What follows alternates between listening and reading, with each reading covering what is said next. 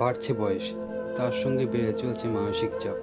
বেকার যুবকগুলো যেন জীবন্ত লাশে পরিণত হচ্ছে দিন দিন।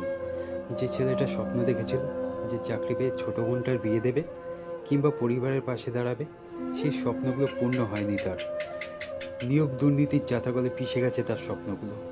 পরীক্ষা হলে পরীক্ষা দেওয়ার আগেই যদি সে জানতে পারে যে প্রশ্নপত্র ফাঁস হয়ে গেছে, কোথায় দাঁড়ায় তার মানসিক অবস্থা।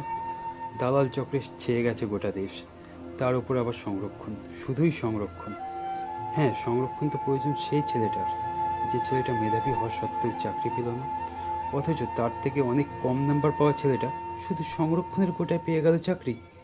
আর সেই ছেলেটার গায়ে পড়ে গেল বেকারত্বের স্ট্যাম্প। যে শুধুমাত্র ঘুষ দিতে পারেনি বলে হলো না চাকরিটা, যে আজ মানসিক অবসাদে ভুগছে অথবা বেছে নিচ্ছে আত্মহত্যার পথ। সংরক্ষণ খুব প্রয়োজন সেই ছেলেটার। আর কতদিন যুব সমাজ এই দুর্নীতি সহ্য করবে? কতদিন টাকার কাছে বিক্রি হয়ে যাবে শিক্ষা? তারা কি সত্যি প্রতিবাদের ভাষা হারিয়ে ফেলেছে? যে বাঙালি যুব সমাজের হুঙ্কারে কেঁপে উঠেছিল ব্রিটিশ সাম্রাজ্যের ভিত, আমরা কি সেই যুব সমাজের প্রতিচ্ছবি, যারা নিজেদের অধিকারটুকু ছিনিয়ে নিতে পারছি না? বাংলার যুব সমাজকে এক নতুন চিন্তাধারার জন্ম দিতে হবে।